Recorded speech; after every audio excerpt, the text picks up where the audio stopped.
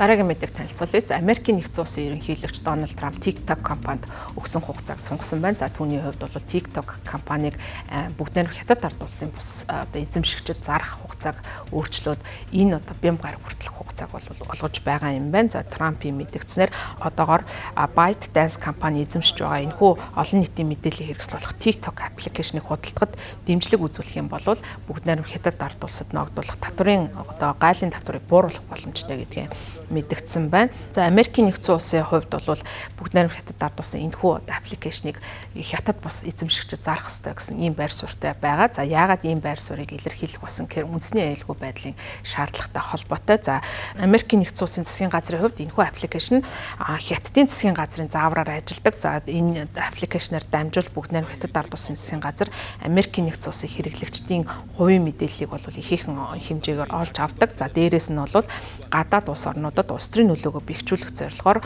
тус аппликейшнийг хэрэгэлдэг байж болцсошгүй гэсэн ийм үндслээр бол одоо тухайн санаа зовсон асуудлыг бол илэрхийлж байгаа. За одоогийн байдлаар бол TikTok аппликейшний хувьд хамгийн том зах зээл нь Америкийн нэгдсэн улсын зах зээл болж байгаа. За Америкийн нэгдсэн улсын нийтдээ 170 гаруй сая орчим одоо хэрэглэгч тус аппликейшнийг хэрэгжилж байна. Энэ одоо 4-р сарын 5 гэхэд бол худалдаа авахчийг олох ёстой TikTok аппликейшний хувьд. За тэгээд энэ эцсийн хугацааг бол сүүлийн хугацаанд бол ингэж сунгаж байгаа юм байна. За өмнө нь бол энэ хугацаа 1 сар хүртэл байсан. За харин Дональд Трамп бол тухайн хугацааг сунгаж инхүү 4-р сарын 5-ны өдөр гэж зарлж байгаа юм байна. За Байдны засаг захиргааны үеэс эхлээд бол энэхүү TikTok аппликейшнтэй холбоотой асуудлууд бол дэгдэж эхэлсэн. За 2024 оны 4-р сард TikTok-ыг зарах эсвэл хориглох гэж нэрлэгдсэн ийм хуулийг бол баталсан. За яг жинхэнэ хуулийн нэр нь бол Америкчуудыг гадаадын дайсны хяналттай аппликейшнээс хамгаалах тухай гэсэн ийм хуулийг бол баталж байсан юм байна. За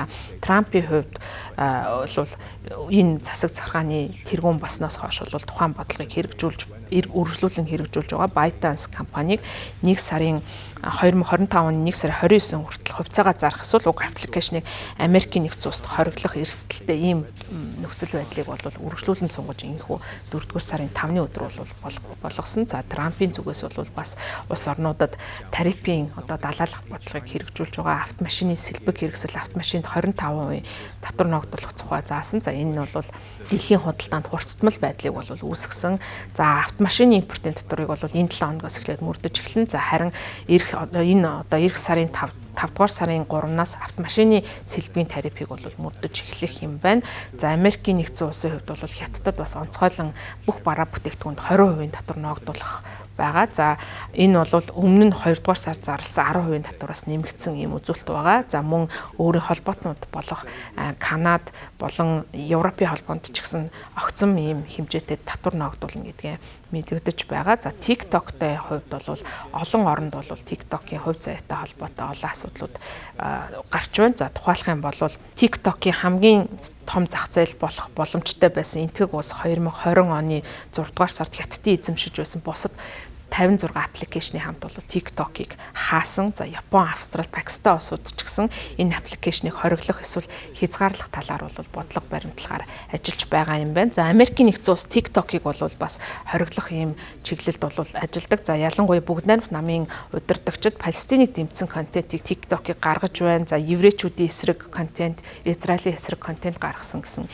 ийм үндслээр бол TikTok-ыг буруутгаж байгаа. За TikTok бол эдгээр бүх хийж байгаа нэхэмжлүүдийг бол өгөөсгөж байгаа. За харин одоо улс орнуудын хувьд бол өсвөр насны сэтгцэн эрүүл мэндэд TikTok хэрхэн нөлөөлж байна гэдэг дээр ихээхэн анхаарал хандуулж тухайн аппликейшнтэй холбоотой тодорхой хориглолт болон хязгаарлалтын бодлогыг хэрэгжүүлж байгаа юм байна.